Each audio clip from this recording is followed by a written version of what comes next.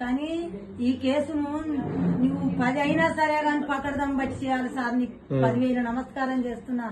కానీ నేను 86 ఏళ్ళు ఉన్నోళ్ళము, కానీ మా కొడుకు అనుకుంటాం, మా కొడుకు పిల్లగాడే అనుకుంటాం. ఇప్పటివరకు చేసేలే అడుగు చేసినావు సారు, నా ఫోన్ లో కూడా వచ్చినావు. ఇప్పటివరకు చేసింది ఎవరు? నేనే చేసిన. అది నువ్వే చేసినావు, నీ పేరుతో సహా వచ్చింది నాకు.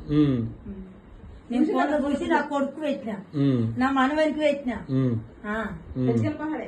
మరి ఎన్నిసార్లు మాట్లాడాలా ఎంఆర్ఓతోని? ఎంఆర్ కాదు, వాళ్ళు పోయేటట్టు మాట్లాడేది లేనండి. అంతేనా?